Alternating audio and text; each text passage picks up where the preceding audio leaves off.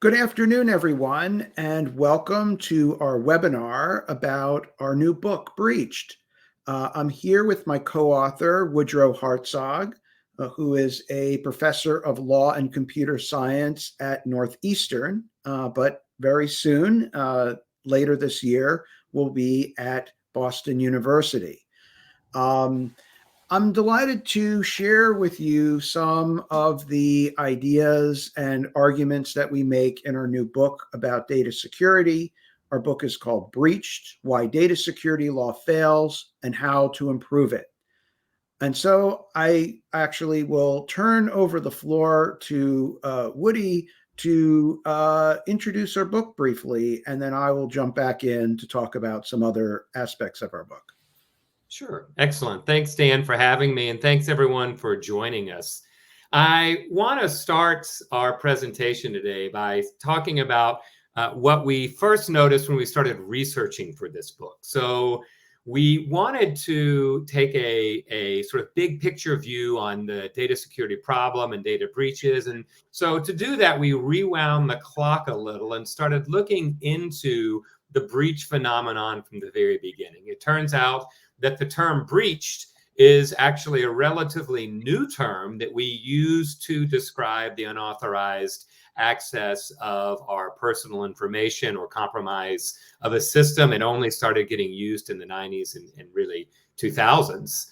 And we looked back, and one of the funny things that we noticed is that there was this line that would happen with breaches starting around 2006, 2007. And the media started to get wind of the fact that we were having a significant data breach problem in the United States. And what ended up happening was the media gets a hold of this, and they look at this and they say, well, this year was really bad for data breaches. And it was in fact so bad that we think that this was a record year. This was the year of the data breach, and it happened in 2007. And then, lo and behold, comes 2008, and they say, well, actually, this is the year of the mega data breach. And there was the TJ Maxx breach, and then after that, there was a couple of other breaches, and some of you may recall things like the Target breach. 2009 came, there was the mega data breach. 2011 came, and they said, oh, actually, this is the year of the data breach. This is one of the worst years we've ever seen. And then they said, no, actually 2012 was the year of the data breach. Actually, take that back. It was 2013 was the year of the data breach. And then they said, no, actually, we got it wrong. It was actually 2014 was the year of the data breach. And we missed the call on that one. It was 2015. And on it goes. 2016 was the year of the data breach. 2017 was the year of the data breach. 2018 was the year of the data breach. And every single year up until our current year has amazingly been known as the year of the data breach.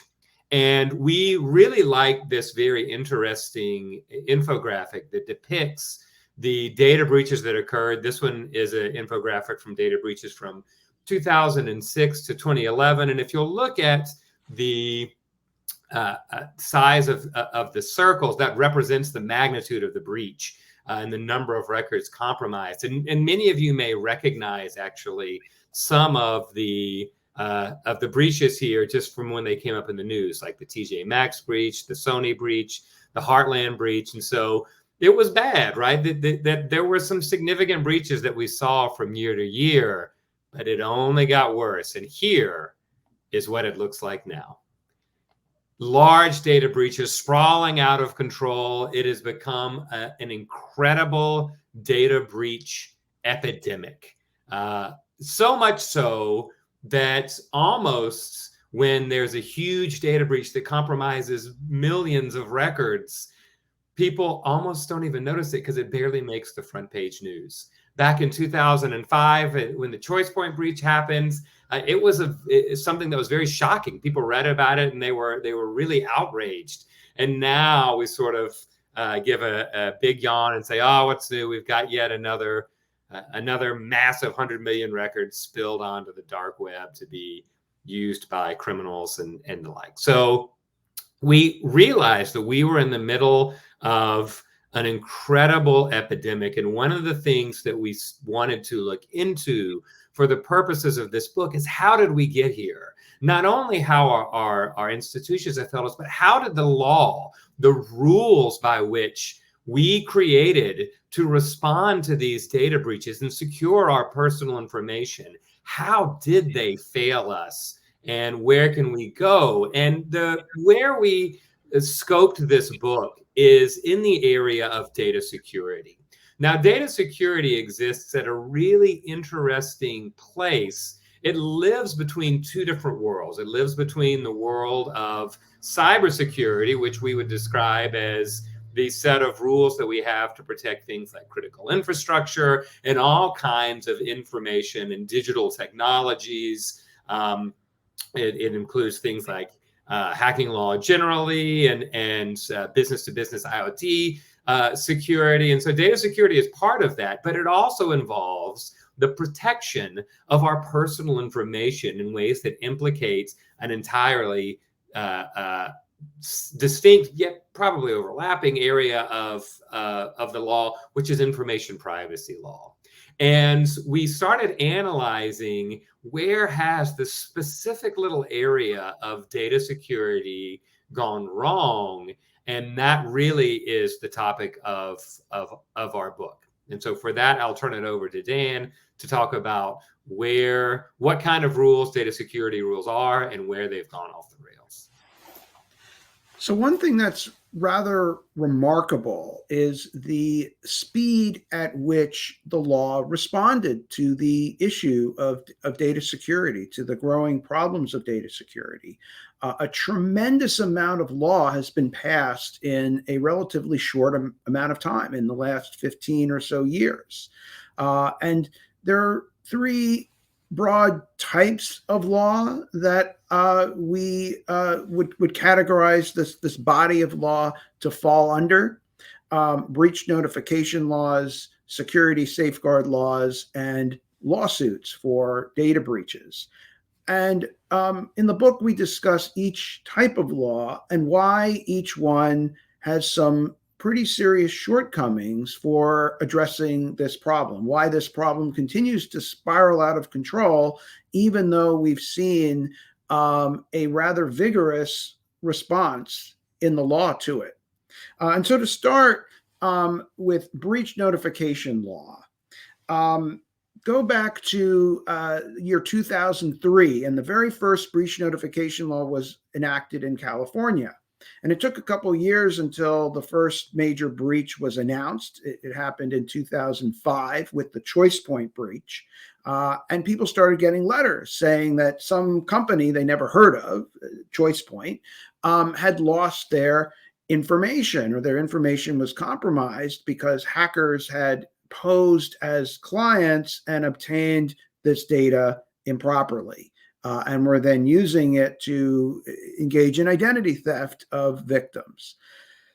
Now, after this, a lot of other states saw what California had done and decided to pass their own breach notification laws. And this became so popular, in fact, that now all 50 states, as well as the District of Columbia and Puerto Rico, have a data breach notification law. This has spread around the world. The GDPR added a breach notification requirement, and various laws of other countries have added a breach notification law. So an immensely popular law that has swept the world. The problem with, well, first, the good thing about breach notification law is that it really did a great thing for transparency. It shed a light on the problem of data security, that a lot of breaches were occurring because prior to this, companies had no obligation to tell anyone about a breach, and they didn't. So breaches were certainly happening before the Choice Point breach was announced in 2005. It's just that this dirty laundry stayed in the closet, hidden away from everybody. But now it's out there, and they have to put the information out, and the public knows about this. So that's a good thing. We actually can now see what's going on, whereas before we couldn't. The problem is that way too much is being put on the shoulders of breach notification law. Legislatures think that that is the way to solve for data security. But the problem is a breach notification law is not a solution, and it's not a cure, and it's also not a vaccine. It doesn't prevent breaches and it doesn't cure breaches. It just tells you that you have a breach. So it's kind of like a diagnosis. It's like, hey, you've got cancer. But that doesn't mean it's going to prevent your cancer, and it doesn't mean it's going to cure your cancer. It's just a notification. And so it only can do so much. So relying on this to actually stop data breaches is not very helpful. And this often is the only thing enacted when it comes to security. So that's not good enough. It's not really going to help that much. And the other thing that a couple bad side effects of breach notification laws are that one, people get notification fatigue. They're getting constant letters, constantly being notified. There really isn't much people can do. A lot of the letters give them, oh, we'll offer you credit monitoring, but that doesn't really cure a breach either. So it just gives someone something to do to make them feel a little bit better, but it's not really that helpful. So the other problem is that it's tremendously costly to send out all these letters. So it adds a large cost to the data breach, but it's not clear that that extra cost is really giving us a lot of benefit for the money paid. It's not making companies stop breaches more. It's not really, and a lot of the cost is just passed on to consumers in the form of higher prices. So it's not really clear that that's helping that much. And it also, it's a strict liability type of law in that the breach notification is based on just how many people are affected. It's not based on whether a company was negligent or reckless in what it was doing. So, even if a company does everything right and has wonderful security, but just happens to be breached, they have the same obligations and costs as a company that was terribly reckless. So this really doesn't do anything to incentivize non-recklessness if you get the same kind of costs, no matter how reckless or negligent you were. The next area of law are security safeguards laws. These type of laws specify more substantively what the requirements are for security. There are two broad types of approaches that laws take. One is the standards approach, which is to specify some specific security measures that a company or organization must take, such as have a chief information security officer, have a have a program, have access controls and encrypt data and so on. The other type of approach is the reasonableness approach, which is to just say that security must be reasonable. Now, there are problems with either approach. The standards approach, one of the difficulties is that it often devolves in practice into a checklist. So a lot of companies will say, okay, let me get the standards, and then let's just tick them off in a list. The problem is that the safeguards are often the real important thing about the safeguards is not whether you've done something, but how well you've done it. So you can say, oh yeah, I have training, but if your training isn't good, you're just throwing information at people and it's not really effective. So, if a regulator comes along and says, okay, oh, you have a training program, and you train them for 30 minutes, that's fine, check. Well, the training program could be awful. It could be totally ineffective. But you've checked your list, and that's all the regulators often look at. But it's the quality that counts, not just whether or not you've checked something off. And a lot of times, a lot of security measures are adopted mainly to make regulators happy, to say, hey, we did this, and this, because if we didn't, then the regulators are going to be angry at us. So, okay, we better just throw a lot of information at people, even though it's very ineffective and the important stuff gets lost, because if we throw it all out, then we can say we said it to them. Or, let's just make people change their passwords all the time, because, that'll make the regulators not get upset at us. But a lot of these things are actually not effective. And a lot of the things that are done aren't as effective as they should be. But there seems to be a pressure on some of these approaches to use security practices that are outmoded. The reasonableness approach has some problems because it often doesn't provide a lot of guidance. What's reasonable? And for a lot of organizations, we get into the same problem. They'll just choose a couple things to do, check things off a list, and then the quality of those measures is not really adequately addressed by the enforcers of it. It's very easy to enforce in a kind of black and white fashion, looking at, okay, what did you do, this or that? It's much harder to have a more qualitative dimension to that. But that's really where it counts. So this is one reason why security safeguards have not quite addressed this problem. The last type of law are lawsuits. And for lawsuits, we've seen quite a number of cases brought against companies that have had breaches. And courts have been rather skeptical of a lot of the cases. A lot of are dismissed for lack of harm. Some, go forward. Almost all of them end up settling. But courts will often say there's no harm. And it's interesting because a lot of times when these holdings are really based on incorrect analysis of the law. So a lot of courts will say, well, we don't recognize damages for pure emotional distress harm, which is actually a totally false statement. For 100 years or more, courts have recognized damages for pure emotional distress, the privacy torts, the Warren and Brandeis privacy torts, which exist in every state for a century. It's not a question. It's not even litigated that you recognize harm in these instances.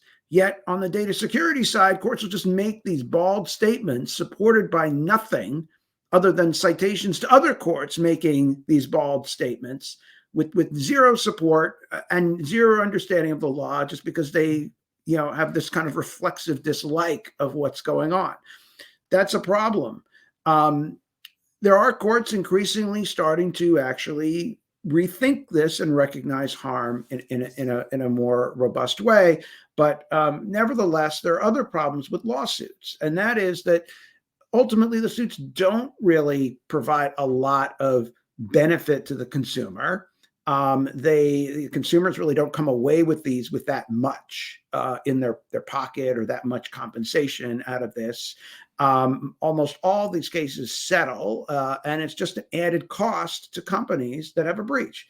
So it ratchets up the pain just a little bit, but not a lot, at least in the larger scheme of things. The amount of costs they have for other things are much greater. So yeah, lawsuits might add a little bit, but not a lot. And this is sort of a broader problem with the law.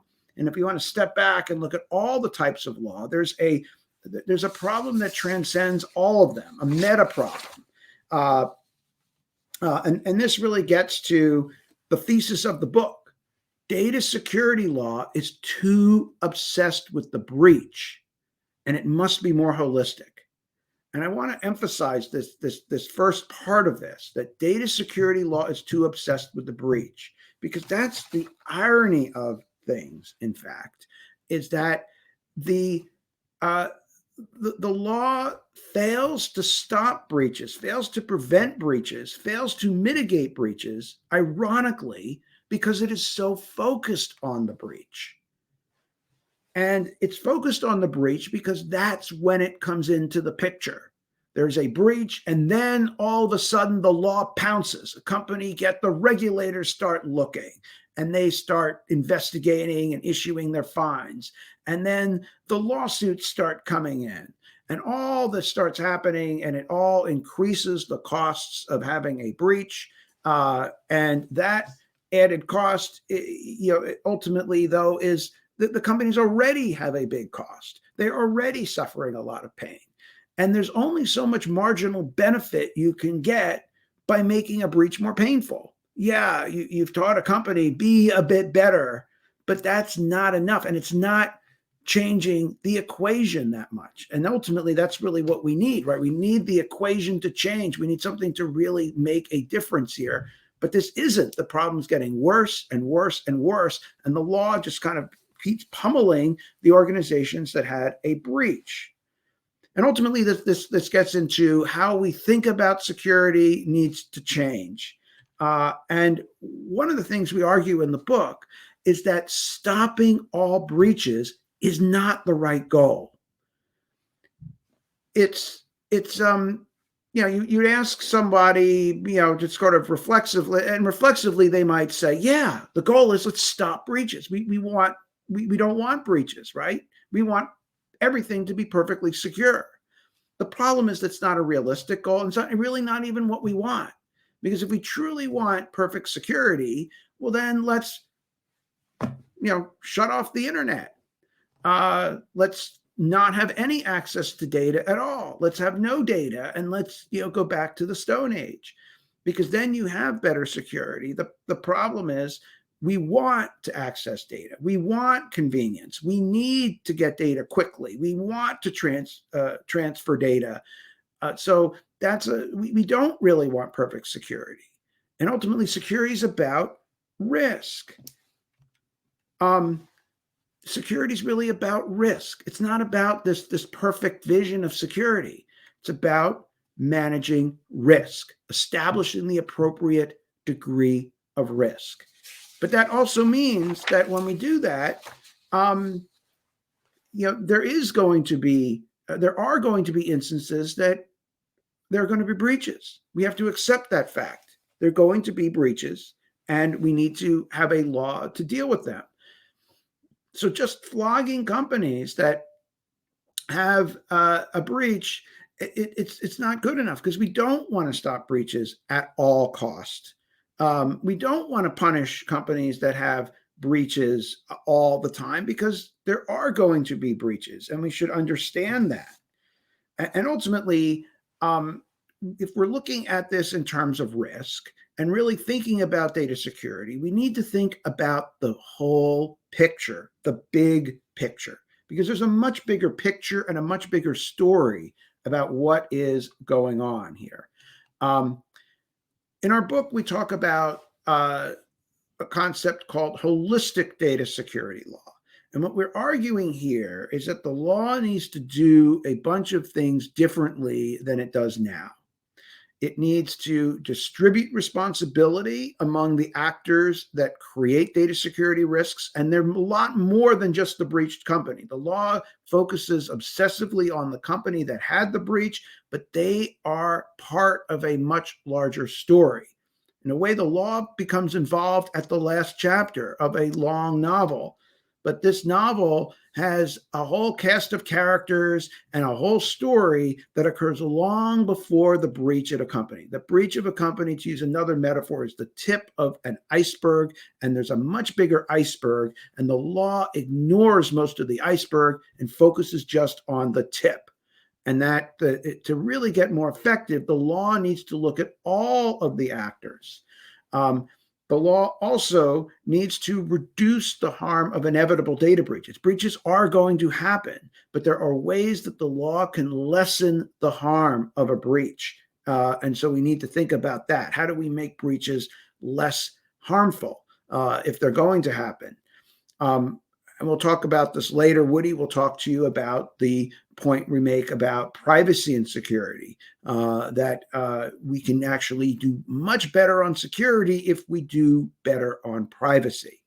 And also, the law needs to accommodate rather than deny human behavior. Too often, security measures are done in denial of what humans are capable of or likely to do. They are combating human nature. thinking that somehow they can change how humans are, and how humans think and behave and what their cognitive limitations are. And, ultimately that is a futile exercise. It's very hard to somehow try to make people into something, into a different species. It takes a village to produce a data breach. Data breaches are not just in most breaches, the company that had the breach, if you look under the hood, they've done something bad. They've almost always made a mistake. There's always a blunder. You can look at probably find fault with them. So the regulator looks at this, will always find something that the company did wrong, that they should have done better. And it's true, they should do better. And there are things that can be improved, but that's only part of it. There's a whole rest of the village. And there's only going to be so much marginal benefit we're going to do to get the companies to act a bit better. Yeah, we can push them and we can get them to act better. But even if they act perfectly on this, there's still going to be problems, because a lot of the problems are caused by these other actors. It takes a village. In the book, we talk about a bunch of different types of actors that are that are contributing to this problem in the larger data ecosystem, in the sort of larger novel. And I don't have time to talk about all of these. We talk about these different types of actors, from designers to distributors to facilitators, exploiters, miseducators, and amplifiers. But I'll just talk about a couple, just so you get a sense of what our arguments are here.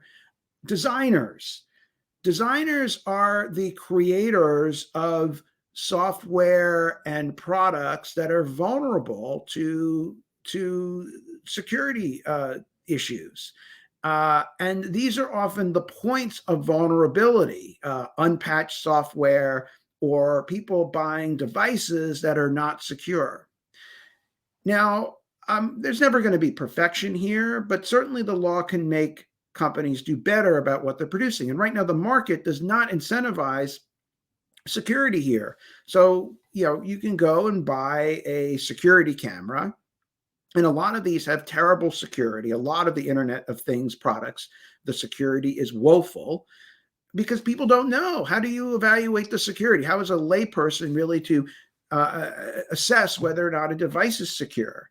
And so they buy these devices, and they're very insecure, and the costs are not fully borne by them. They might not even be aware of how their devices are being hacked and used. So a botnet can get control of people's insecure video cameras and then use it to do DDoS attacks against other sites. So it affects everybody. So if I'm a site affected by a DDoS attack by someone else's camera, I mean, I didn't choose that camera. I didn't choose this, but it affects me. So the fact that the insecure devices on the market affect everybody, but that's not factored into the price. In fact, the goal is to offer the coolest device at the cheapest price. But that is not really great for security. And the law doesn't do much here. The law kind of looks the other way and doesn't really hold these designers accountable for the products they create. If I create if a company makes a car that just blows up, or puts on the market in the supermarket, food that just poisons people, we would say, oh my gosh, that can't happen, right? We'd have, there are systems to inspect these products and before they go on the market. And if they do go on the market and they're defective, there's a lot of law to come in to punish the companies and to incentivize the companies to create more safe products and food. Well, when it comes to software and products and devices, there's very little incentive here. And so that's one reason we have some of these problems. Another example are miseducators. I do training, and one of the things that I try to teach people is, don't give out your login credentials if it's prompted by an email. Don't respond to emails that look off or that ask for your personal information, and so on. And this is the advice we try to teach people to make people not fall for phishing tricks.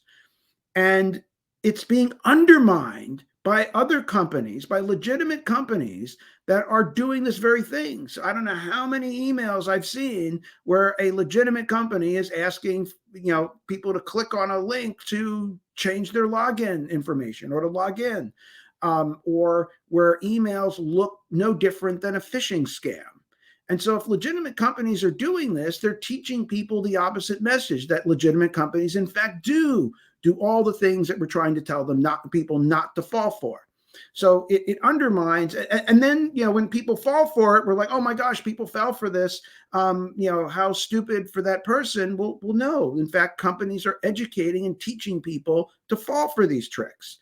And these companies should be held responsible for this. They shouldn't be allowed to do things that are systematically teaching people the wrong message, because then it becomes impossible to teach people the right message if they're constantly getting bombarded by wrong messages.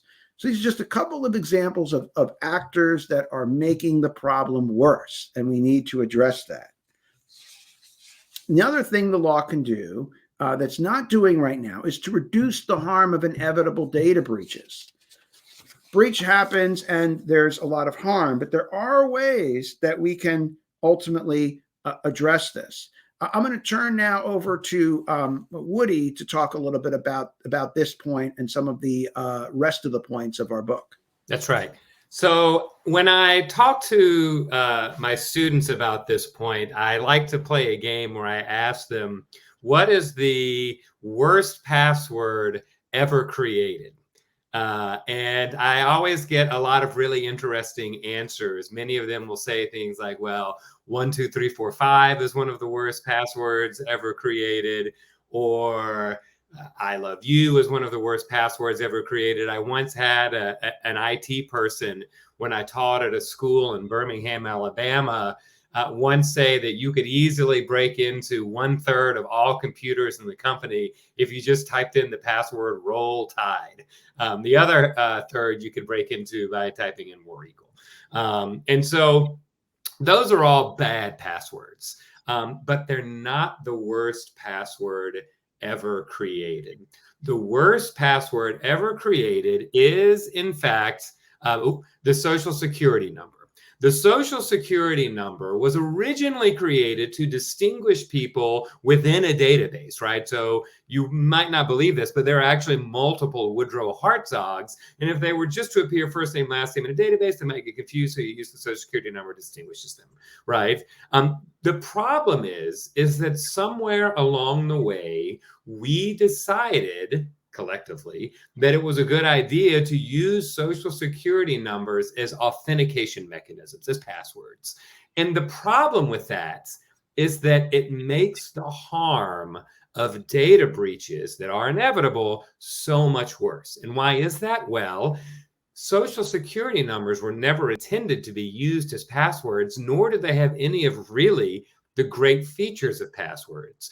One of the great features of passwords is that they are very easy to create. They're also disposable, right? So they are effortless to create. We just think of one in our head. If we don't like that password, we can just change it at virtually no cost. Social Security numbers are not like that at all. Social Security numbers are, in fact, very difficult to change. And so if one is compromised, it creates a world of hurt for the person whose Social Security number is out there. And their Social Security numbers are being used as password mechanisms all the time. And people struggle to change them. So that gives a sort of pass, and it makes the breach so much worse. And so one of the things that we propose in the book that lawmakers should do is go beyond the breach and look for ways outside of the breach, maybe post-breach or maybe pre-breach, to make that harm lessened when you know that databases are going to get compromised. Because we also know that people can do everything right and they can still get breached.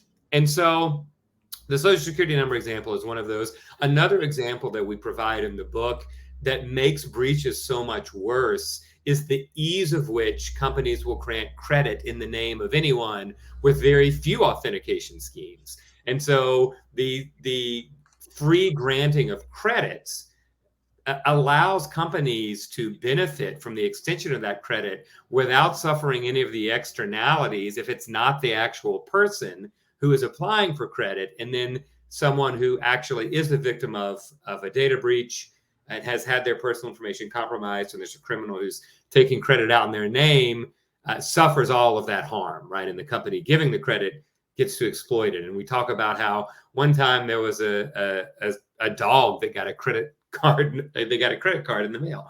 And so that's another way in which we can look to ease the inevitable harm from these data breaches. So the next thing that we talk about in the book is it's really important, in order to make data security whole or holistic, is to unify privacy and data security. Now, I know that that might sound a little strange because data security law is technically, in a lot of ways, a subset of a lot of data privacy and data protection rules. There are lots of data security requirements, for example, in the GDPR, and it's been proposed in other areas. And the Federal Trade Commission, which is our nation's premier privacy regulator, also regulates data security law. But one of the things that we noticed in doing research for this book is that organizationally and legally, privacy and security are often separated. They're often thought of as two different things.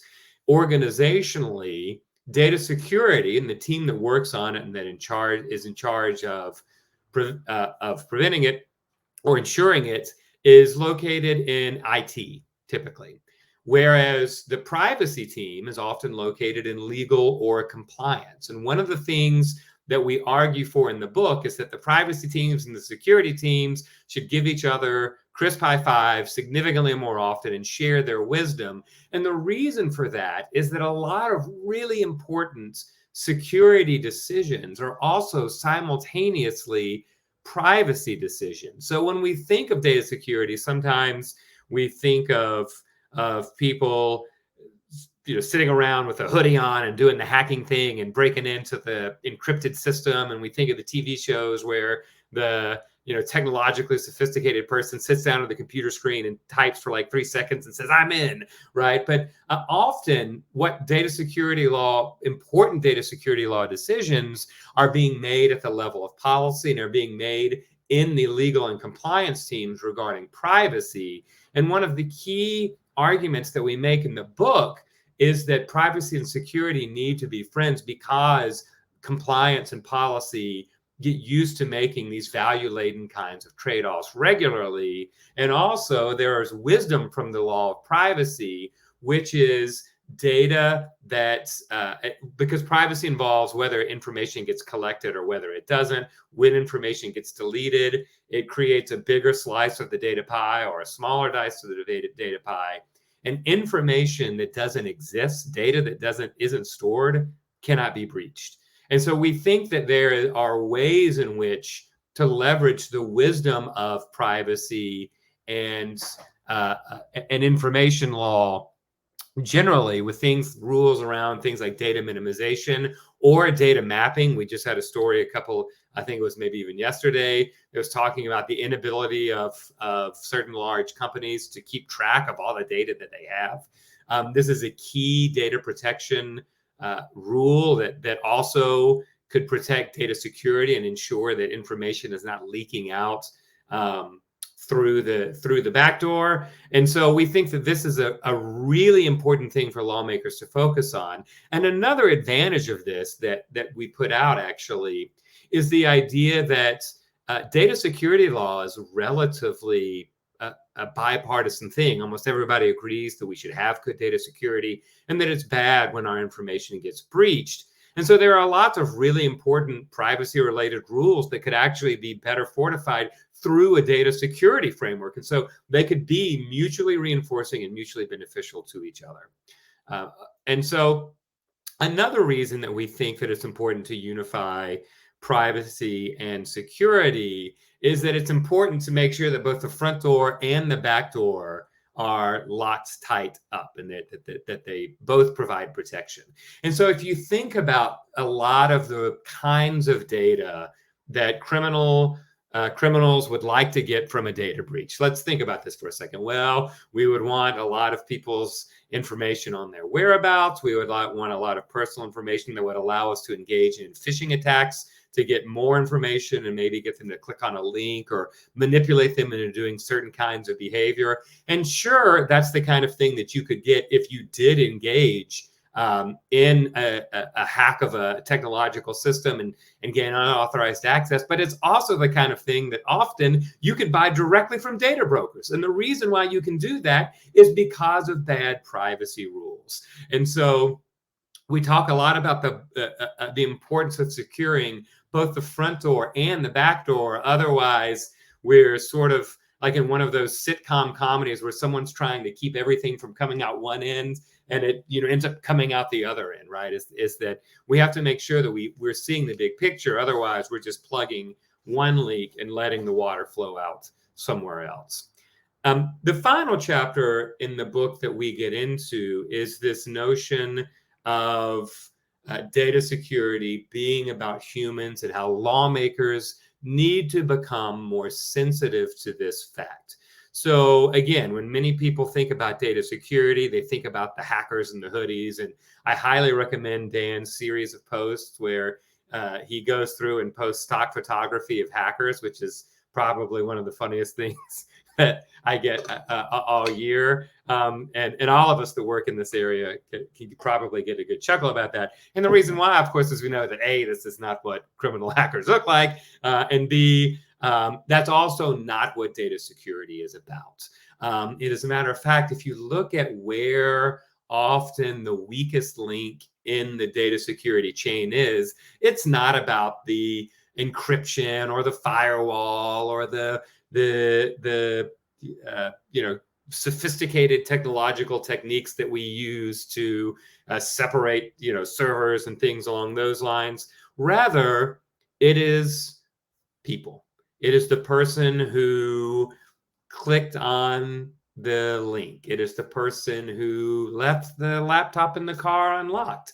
It is the person who failed to properly authenticate someone or fell hook, line, and sinker for the old story about, oh, I'm from tech support, you should let me in. And the thing about it is these are foreseeable and consistent problems with humans, and humans will always be involved in the system. And so lawmakers need to be cognizant when they're making rules to be aware of what we call human security problems or human limitations.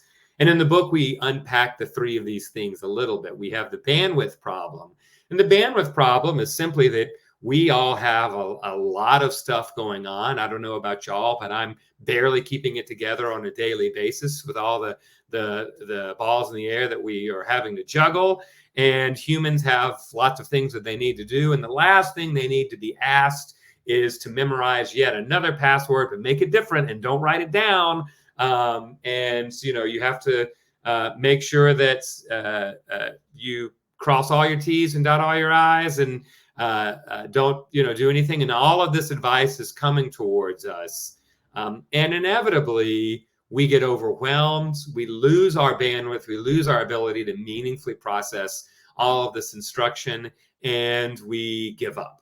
Right? We we simply find an end run around. We write our username and password on a Post-it note, and then we put it on a computer, right? So when it comes to passwords, we demand the impossible of people, and then we blame them when they fail, right?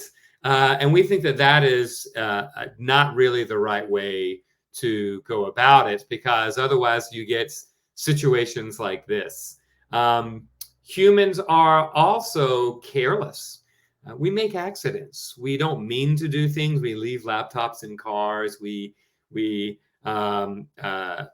will sort of, this is what happens when we put sticky notes on monitors. We don't think about the ways in which that could be risky. As a matter of fact, we're not great at modeling risk generally. We both overestimate and underestimate risk wildly, wrongly, and inaccurately in lots of different situations. And so that's not a great example either. I mean, that's a great example of one of the carelessness problems, and things that lawmakers need to be able to anticipate in creating these rules. And then the final thing that we try to caution against is what we call the gullibility problem. And in a way, we're all sort of like the X-Files. We want to believe. And I'll just share a quick story. So one night I was out to dinner, and I had just joined my current university, and I was so excited to be a part of it and wanted to be a team player and wanted to make sure that I was responsive. And I get an email from my dean. I'm sitting out. I look at my phone. And I see that my dean has emailed me and says, "I need you to email me. I have a recruiting question for you. I need some help recruiting a candidate." And it was indeed recruiting season at my university. And I said, "Oh, yes, of course, I want to help." I wrote back. I said, "Anything you need, what do you need? I'm there for you. You can count on me." And my dean then wrote back and said, "I need you to pick up 50 gift cards for me." And I said, "No!" I fell for the oldest trick in the book. I do this for a living, and yet I fell for the buy me a gift card scam, at least initially. Thankfully, I recognized my folly at that point, but I now sort of hang my head in shame in eternity for my gullibility. How could I be such a fool? And it turns out I realized what had happened, of course, is when you check your email on your phone, it doesn't always show you the actual email address. Sometimes it shows you the metadata associated with the email address. And this was a very sophisticated phishing technique. And phishers are getting quite good at this. They knew that this person was in fact my dean. They perhaps correctly guessed that they routinely try to recruit new faculty and that current faculty would want to be a part of that. I mean, it really was a sophisticated attempt. But we all are subjects to these sorts of foibles, and we all, in a way, are a little gullible. And lawmakers need to be able to anticipate that in order to really have a meaningful response to new data security rules. So in the end, we zoom out and we say, this is how lawmakers could focus on the whole data ecosystem, from collection to use to sharing, and thinking about all the actors that are involved that contribute to create risk. And we end with a series of recommendations where we say the law should be sure to craft the right incentives, should jump in sooner and don't wait until after the fact. Don't wait for a breach and then spring into action afterwards, but rather be proactive and making sure that we have proactive audits, that we get into ensuring accountability earlier. We should move away from an all breaches mentality and adjust our rules that are a little more proportional to the level of wrongdoing and the level of risk involved in any significant situation. We should be moving away from a sort of formalistic notion to really trying to create the right incentives for companies to embrace data security as part of their responsibility. In the book, we talk about thinking about data security a little bit like public health, and we're not the first scholars to propose that, but we argue how there's an analogy between the health of information systems and the security of information systems and public health generally. We even use similar terminology like viruses.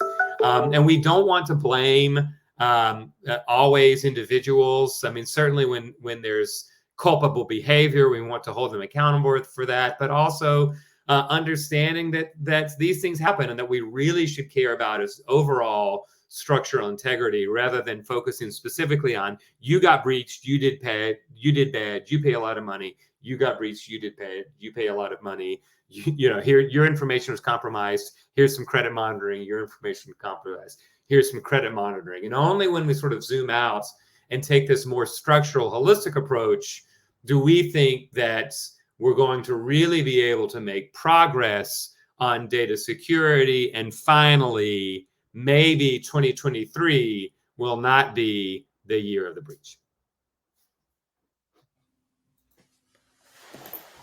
So thank you everyone for joining us for this overview of our book. There's a lot more detail and a lot more points that we raise in the book, a lot more specifics, also more cartoons as well.